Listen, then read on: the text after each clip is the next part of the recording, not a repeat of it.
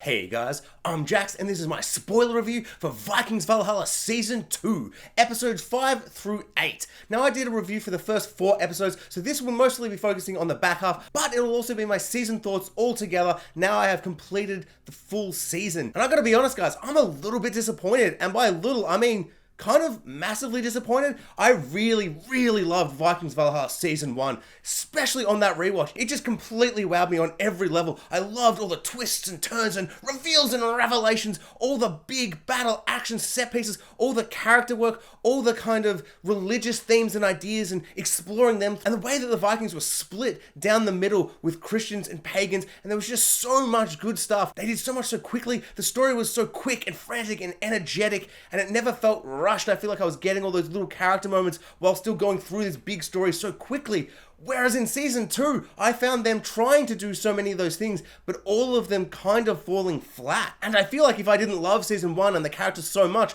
I would be even more disappointed. But I gotta be honest, I was able to watch it all in one sitting. I watched the first 4 episodes, did a review, then I watched the next 4 straight away. So it's not to say it's like bad TV. I just love medieval stuff as well, and the Vikings universe I really love. So there's a lot to like. I just feel like from Season 1, I was maybe expecting, like a season that's even better, bigger and bolder and crazier, and I feel like in a lot of ways it's kind of a big step down. And the first most obvious example of it being a step down is the budget. The budget feels like it's been entirely cut. It's really disappointing. I don't really understand why they would do that. Maybe Season 1 didn't do very well, but Season 1 had some big epic action set pieces. There's the bridge battle in London, which is one of my favorite action set pieces. The scope and scale and spectacle, but the battle strategy and all the character work in that episode is just fantastic. It rivals anything in Game of Thrones, and they've only had 3 episodes before that to build up these characters and make you care, and they do such a good job. Then the battle at Kattegat is once again really great, and I just love all the battle strategy. There are so many twists and turns where you don't know which character's on which side and which allegiances, what they're going to do, whereas in this season I feel like we're repeating a lot of the same beats,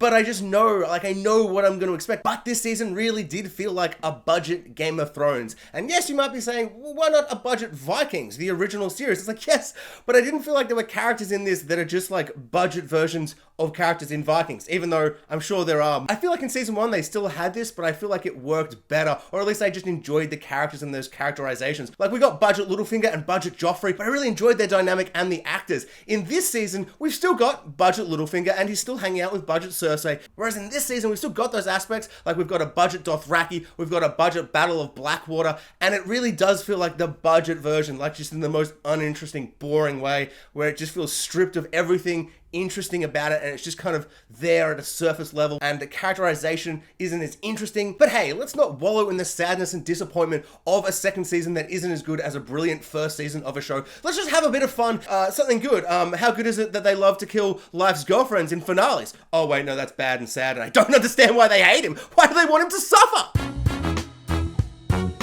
So let's start with Harald and Leif, my favorite 2 characters. They're on a big old voyage with a slaver, some slaves, a bunch of just other characters that are kind of just there, and also Daredevil. So they lose a rudder or, a wooden thingy on the boat or whatever that makes the boat not go. I don't know, I'm not a boat guy, I don't know. They said a thing and I'm like, sure, whatever, it's a boat thing, I don't really care. And so they have to stop, and a bunch of robbers and thieves and, just bad dudes rock up, and there's a little bit of a scheme where they're like, let's get drunk with us and then we'll kill it all. And then there's a bit of an action scene, but it just doesn't have the kind of oomph and feeling of kind of horror in a battle scene, but also kind of, the fun spectacle of action and like interesting character work throughout that I feel like Season 1 had. It just feels like a generic action medieval fight. I don't remember it feeling this PG and this kind of like, I think the best phrase, but this is almost too harsh, is that it feels like almost Disney-ified. Like, not that Disney did this, but it just has that kind of vibe of like, I wanted to feel the sweat and blood and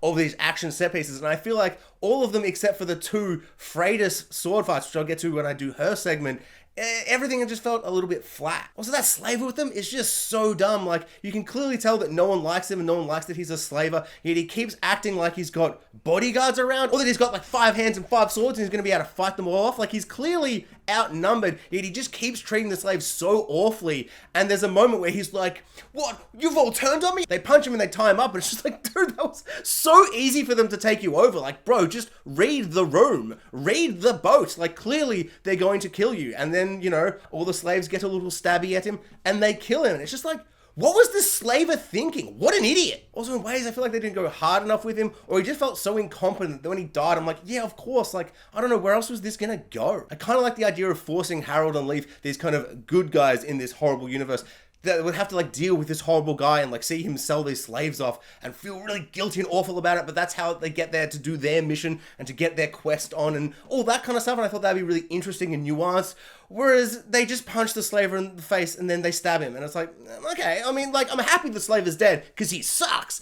But I was just kind of wanting something more nuanced. But then they meet Budget Dothraki and it's super cool and they do some torture and stuff. And he's like, ha ha ha, I suck, I drink out of skulls, glug glug glug, ha ha ha. And it's like, okay, these guys are fine, I guess. Also, there's a moment where Leif brings Daredevil into the tent. He like arrives and he's like, I've got the guy, you know who this guy is, it's the Carl's brother, everybody sit down. And it's like, how did he get in there? Is there no guards outside? Did he kill the guards? How did they do that? You don't want to show us that scene of him sneaking in. He just opens the door like it's a sitcom. He's like, hey guys, I'm here. I've got this guy. It's like, is every single one of the Dothraki like in the tent watching the torture? I don't know. I just feel like certain things like that weren't clear. Where I'm like, it just feels lazier this season. And just like, I feel like if I was enjoying the story and the characters of the moments, I wouldn't be finding and noticing these little nitpicks. Because that's a nitpick. But it's also just a moment that really stood out to me. I'm like, how'd he get in there? Like, they're sneaking about, and then suddenly he's just like, hey, I'm here, it's me, I'm Kramer. And he like slides into the room, he's like, ba-ba-da-ba. So then there's a big daring escape and some bow and arrow shooting, and everybody dies, and all the Dothraki that are meant to be these super scary barbarian warrior guys that they're all really afraid of, and no one's crossing this area because of these guys. And they all just kind of die like, I don't know, children. Like, I just feel like it was like, oh, that was super easy. No one even died fighting them. And then the big evil Carl is like, I'm here. Do I get a scene to like establish me as a villain? No. And then he goes up to his brother, and his brother's like, I've actually got this magical poison dust that was made from berries, potentially, I think. And he just goes, Hwah! And the guy's like, I'm blind and I'm dead. And it's like, that in itself, that moment of Daredevil coming and doing that after that backstory, that horrible backstory with his wife and all that stuff, it's like, that's a good moment in and of itself. But everything around it, I'm just like, it just feels so easy. And then like they get to the bank and they like tie him up and they're slashing him down and he's like, Dah! And they're all like leaving on the boat. It was like a really good moment. But I just felt like all the build up to it wasn't like satisfying. So this just felt like it was like, oh, this feels really rushed. So much of this season feels rushed in a way that last season didn't. Last season really built up and ramped up, like they were like suddenly at London and they were suddenly taking the bridge. But it all felt like the stepping stones were there, where it was quick and fast paced, where I never felt robbed of an emotional kind of climax to a moment. Whereas in this season, I felt I was really lacking in moments and there were so many little scenes missing and only just one or two scenes for everybody. Like I only needed a couple more scenes, which I just felt so much like it's like, here's his backstory, it's super tragic, and then the next scene he's like, wow, brother, you're dead, ha ha ha ha, and it's like, okay. Although I did really like that Leif did like a mercy shot from the boat to kill him and put him out of his misery. I really, really liked that scene. Very kind of stoic hero in a terrible world kind of feeling. And maybe it's just because Jon Snow did that exact same thing in season 5 of Game of Thrones, but at that point I'm like, ooh, is he turning into Budget Jon Snow? I can dig that. So then they meet the big old Emperor of Constantinople. Is it just me, or is it every single time they say the word Constantinople, that song comes into your head? It's like, Istanbul and Constantinople, and I'm just like, every time like they would say the word, I just feel like I don't hear Constantinople that often, like in my life or in shows. So every time they did it, the song coming in my head, and I'm like, I'm getting distracted. This show is not grabbing me the way that season 1 did. See, I was so surprised by how good season 1 was. Maybe my expectations were just so high. Like all week, I was rewatching season 1, just being like, wow, this is like one of the best seasons of TV from last year. This is going to be so good. I can't wait for the budget to be bigger, the battles to be epicer, the twists and turns and reveals and revelations to all be crazy.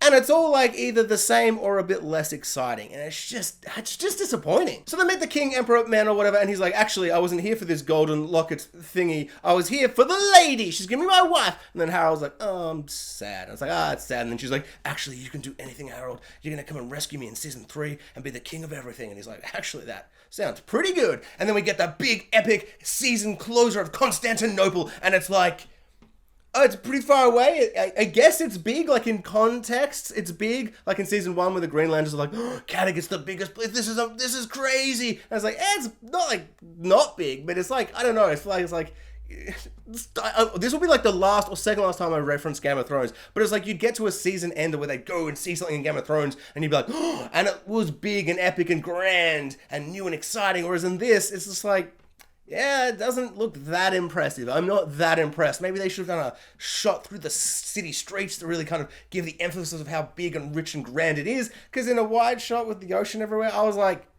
I'm not very impressed. Although I am very excited for Constantinople in season 3. I feel like that little thing at the end where he's like, you can be my buddy. And then Harold's like, but I'll also steal your wife. And this is going to be a whole thing. I'm excited for all of that. So I guess despite my disappointments, I am still really excited for the show because I just love the character so much. And it's really getting me through moments that as I'm talking about them, I'm like, I'm actually quite disappointed in this season. So now on to Freya. After finding a new Uppsala, she suddenly realizes, oh no, I've joined a cult and I have, oh dear, I've made a mistake. And we start with her in episode 5 where she's giving birth and she's like, nobody touch me, I hate you all. And it's a really epic, amazing scene. Maybe one of the best scenes of the season. I really, really liked it. She's pushing everyone away. She locks herself in the church and she gives birth by herself. Super badass, super epic. But then we get this really twisted and awful turn that I really didn't see coming. But as soon as it happened, I'm like, oh, of course. And we get King Arthur from the Merlin TV series, a show in which I can't emphasize enough. I have watched every episode of. I don't know why. I love it, but it's terrible and I would never go back. But now he's a baddie and he's evil and he's an evil cult leader essentially. And he opens the doors and he takes the baby and he's like, I've got the chosen one's baby. And they're all like, yeah! What I really like about this as well is I feel like sometimes like a character will give birth and instead of being kind of weak and like dazed from it all, they'll get up and like do something. So I was gonna like, oh, she's gonna like fight back, but she's just so weak and she's so afraid of the baby being hurt. And just the way he kind of slowly puts his like arm on her neck and picks it up, like all this stuff was really, really horrifying. Then he kind of says that she's super, super weak and gonna die. So our charismatic cult leader's surrogate son, he has a change of mind. He's like, oh no, this cult sucks. No, I will not poison the chosen one. And he gets punished by being D-hands. And as soon as that happened, I was like, ha ha ha ha. And I promise this is the last time I'm going to say it. Maybe, hopefully, probably not. But this character, is he turning into a bit of a budget Jaime Lannister? Realizing the people he loves are maybe awful and maybe he should change his ways and then he gets behanded.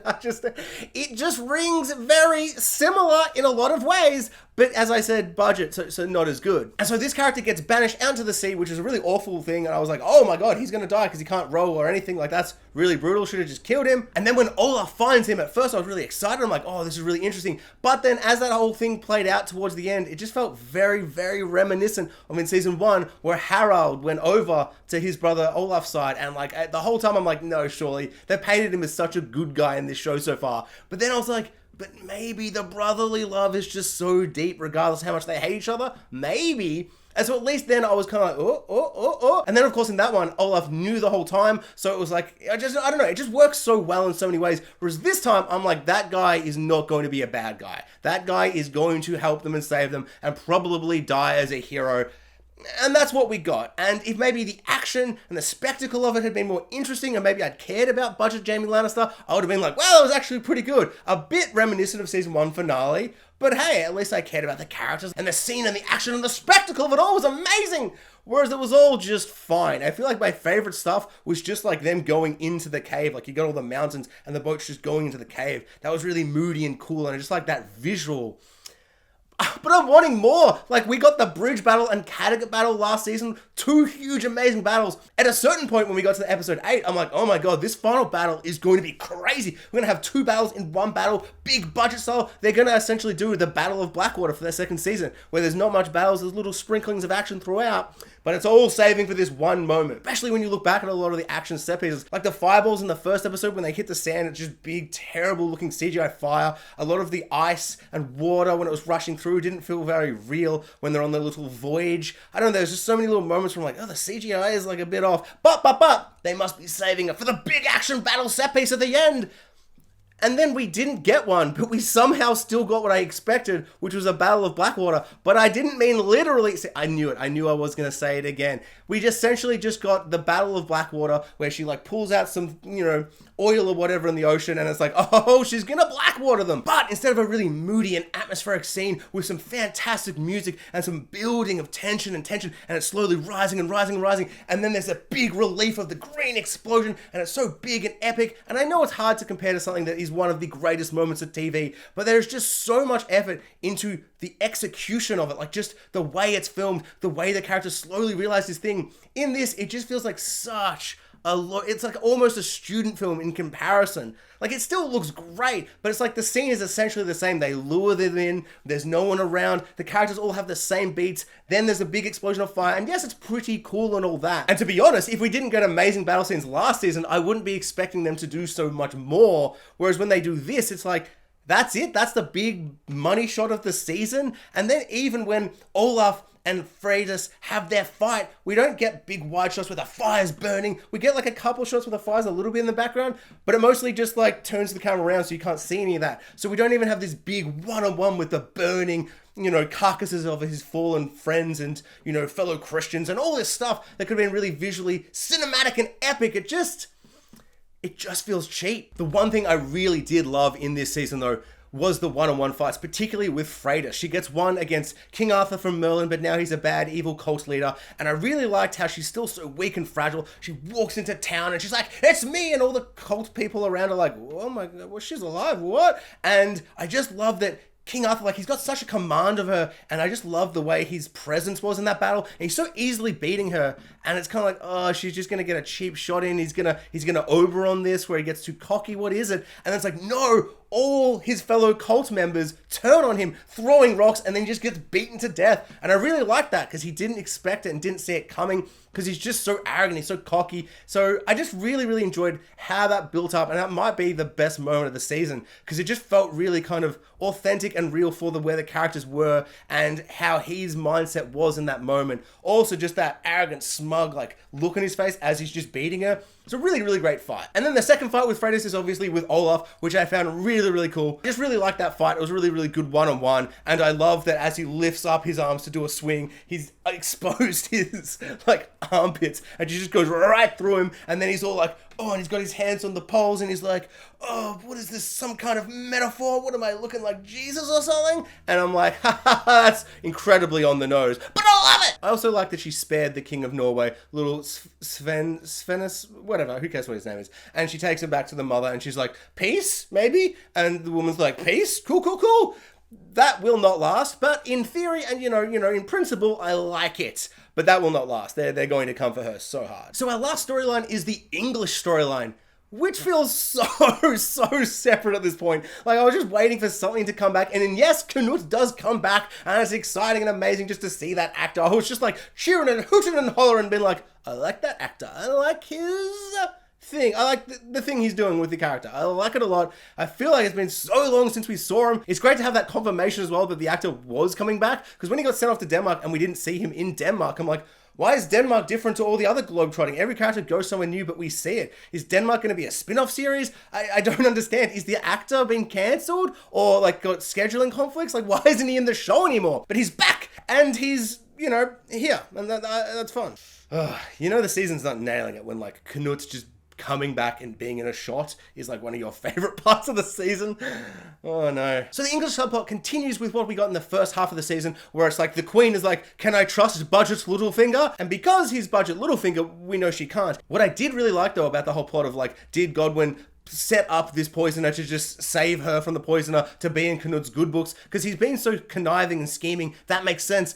But it is so devious and awful to be like in love with this woman, to use her brother to kind of throw her under the bus and do all these things. It's so manipulative and gross and disgusting. And from season 1, that would, fit his character. It's just kind of like an escalation of things. But there's also a part of me that's like, that would kind of be amazing if she's killed his wife or his to-be wife, and he actually had kind of reformed. Maybe not reformed, but he did love her. And it was just this crazy, horrible coincidence. Like, I think that would have played really well as well. There's a moment just before it's like revealed, where it's like, oh my God, Budget Littlefinger has evolved into Homebrand Littlefinger?